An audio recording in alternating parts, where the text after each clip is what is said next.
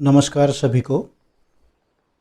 तरुवर फल नहीं खाता है, नदी न संचय नीर, परमारथ के करने साधु न धरा शरीर। यानी वृक्ष कभी अपना फल नहीं खाते, नदियाँ मनुष्य, पशु पक्षी एवं पेड़ पौधों को जीवन देने के लिए निरंतर बहती रहती है। सूर्य प्रत्येक दिवस ऊर्जा प्रदान करने के लिए उदित होता है। हवा प्राणवायु बनकर सभी को नवजीवन प्रदान करती है। रात में चंद्रमा शीतलता प्रदान करता है।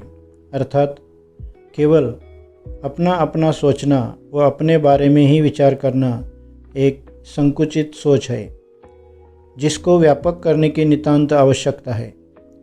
दूसरे शब्दों में परोपकार की भावना होनी चाहिए। इसका किसी ने बहुत सुंदरतम प्रकार से वर्णन किया है। जलते दिए का क्या खोता है, उसका प्रकाश उसका ही होता है। हजारों दिए जल जाते हैं उसके प्रकाश से, लेकिन उसका कुछ नहीं खोता है।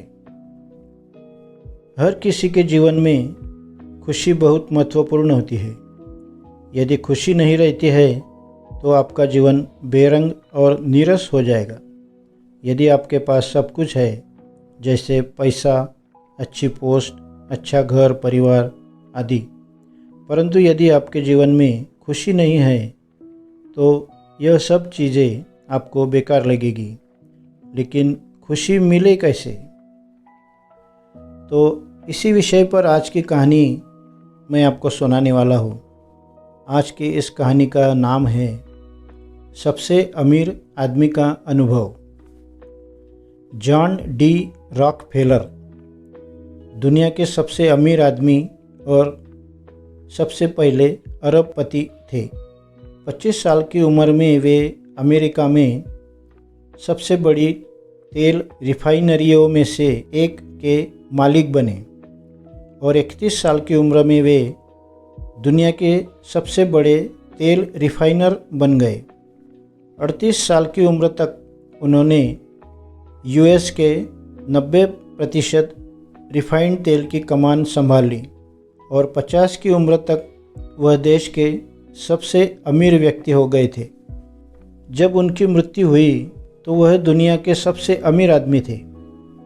एक युवा के रूप में वे अपने प्रत्येक निर्णय, दृष्टिकोण और रिश्ते को अपनी व्यक्तिगत शक्ति और धन को बढ़ाने में लगाते थे। लेकिन 53 साल की उम्र में वे बीमार हो गए। उनका पूरा शरीर दर्द से भर गया और उनके सारे बाल झड़ गए।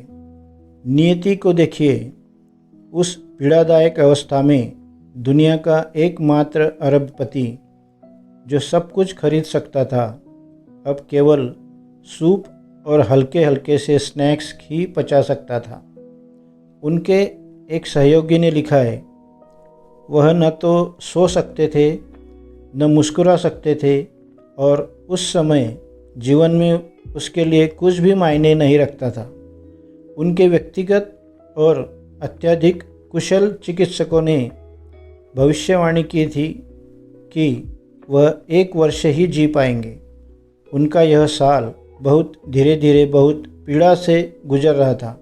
जब वह मृत्यु के करीब पहुंच रहे थे, एक सुबह उन्हें एहसास हुआ कि वह अपनी संपत्ति में से कुछ भी अपने साथ अगली दुनिया में नहीं ले जा सकते।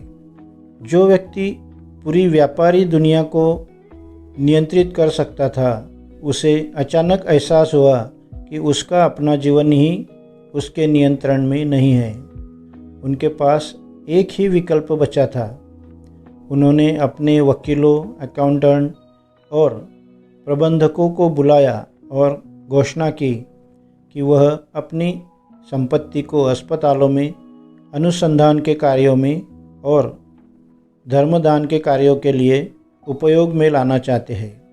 जॉन डी रॉकफेलर ने अपने फाउंडेशन की स्थापना की।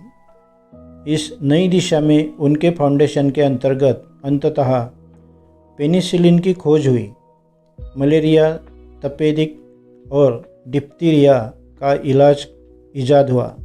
लेकिन शायद रॉकफेलर की कहानी का सबसे आश्चर्यजनक हिस्सा यह है कि जिस क्षण उन्होंने अपनी कमाई का हिस्सा धर्मार्थ देना शुरू किया, उनके शरीर की हालत आश्चर्यजनक रूप से बेहतर होती गई। एक समय ऐसा लग रहा था कि वह 53 साल की उम्र तक ही जी पाएंगे, लेकिन वे 98 साल तक जीवित रहे। रॉकफेलर ने कृतज्ञता सीखी और अपनी अधिकांश संपत्ति समाज को वापस कर दी, और ऐसा करने से वह न केवल ठीक हो गए बल्कि एक परिपूर्णता के एहसास में भर गए। उन्होंने बेहतर होने और परिपूर्ण होने का तरीका खोज लिया। ऐसा कहा जाता है कि रॉकफेलर ने जन कल्याण के लिए अपना पहला दान स्वामी विवेकानंद के साथ बैठक के बाद दिया, और उत्तरोत्तर वे एक उल्लेखनीय परोपकारी व्यक्ति बन गए। स्वामी विवेकानंद ने रॉकफेलर को संक्षेप में समझाया कि उनका यह परोपकार गरीबों में और संकटग्रस्त लोगों की मदद करने का एक सशक्त माध्यम बन सकता है।